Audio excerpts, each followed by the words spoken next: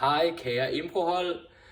Jeg sidder heroppe på forbundet her til en lille aftenøver og fik pludselig lyst til lige at sende en lille hilsen til jer. Vi har ramt 65 medlemmer nu, og det er fuldstændig sindssygt. Da jeg fik ideen om at starte det her, der tænkte jeg, at vi højst ville blive sådan noget 10-15 mennesker, så det er virkelig ud over alt forventning. Og vi har mødtes sådan 4-5 gange nu, nogle af os, og det har virkelig bare været fedt. Altså det har levet op til alt, hvad jeg havde regnet med og mere til. Det har været trygt, og det har været inspirerende, og det har været sjovt, og folk har virkelig været modige og åbne, og der er virkelig en energi af, at alle er her bare for at have det sjovt og arbejde og udvikle sig. Så det er virkelig et dejligt rum, vi har fået skabt. Men nu er vi jo også 65 medlemmer, så jeg har også lyst til at sige, at det kunne være virkelig fedt, hvis der kom nogle flere. Jeg ved godt, at der er mange, der har arbejde eller bor andre steder i landet. Men de sidste par gange, der har vi været mellem 8 og 13 mennesker.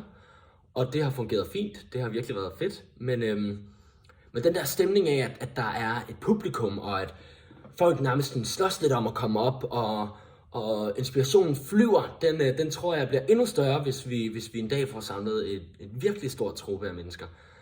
Så kom. Det er bare mega fedt. Og så har jeg også lyst til at sige, at det de sidste par gange har været meget mig, der har været primus motor på det. Mig, der har haft øvelser med, og mig, der har sørget for, at men nu tror jeg, vi stopper den her lejr, nu starter vi det her. Og hvis der sidder nogen derude, som har virkelig meget erfaring med impro, så vil det være ekstremt fedt, hvis I skriver til mig og er sådan, jeg kender de her øvelser, eller jeg er vildt god til longform, eller jeg kan godt lide den her form for impro. Det behøver ikke at være comedy. Så kan I få lov til at få lederhatten på en dag og stå for det.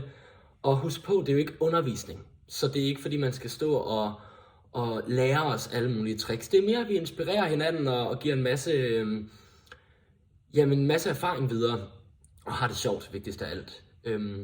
Og hvis du sidder derude og er lidt nervøs for at komme, du har måske ikke lavet så meget impro, før du melder dig til, men nu er det alligevel lidt spændende, så er det virkelig ikke farligt. Det er det hyggeligste, og vi har det virkelig sjovt. Så I skal bare komme. Jeg håber virkelig, at jeg ser flere af jer i løbet af den næste måneds tid. Og så må I have en rigtig god weekend. Hej!